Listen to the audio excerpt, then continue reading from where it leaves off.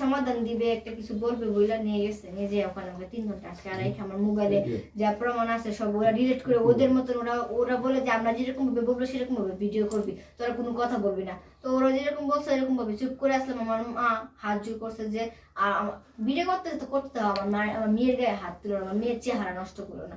সময় যাচ্ছে যে আমার চেহারা নষ্ট করে দিবি, কারণ সে তো ক্রিম ক্রিম বিক্রি করে।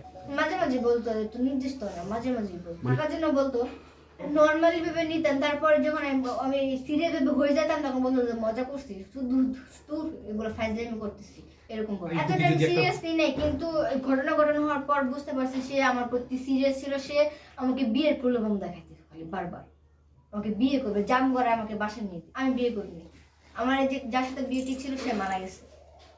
কোনো বিয়ে করেন? কাবিল হয়েছে অন্যকে বাসা থেকে সে মারা গেছে। আমি তার টপিক নিয়ে কথা বলতে চাই, কারণ সে মারা গেছে, তাকে নিয়ে বললে কি সে ফিরে আসবে?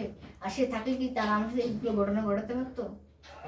আপনারা মাথা চিন্তা করে দেখেন। না না, এর নামে এই মামলা আমি দিচ্ছি, শুধু আমার কোনো মামলা নেই। আমার রানিং বয়স 15 চলতেছে, জুন মাসে 8 তারিখে 16 বছর পড়বে। সুমাই বলে যে তার সমান হবো, সুমার বয়স 23-24 বছর, ও সমান আর আমার সমান। আমাকে বলতো ও নাকি বয়স বাড়ায় নিবে, বিয়ে করবে। আমি ওগুলো সিরিয়াস নেই নাই, কোন বিষয় সিরিয়াস নেই এমনি। ও সবসময় সব সাথে ফাইজলামি করতো, না আমি ফাইজলামি হিসেবে নিতাম।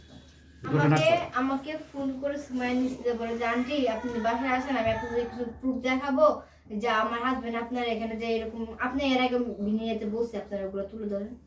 বলে মিথ্যা, আমাকে ওখানে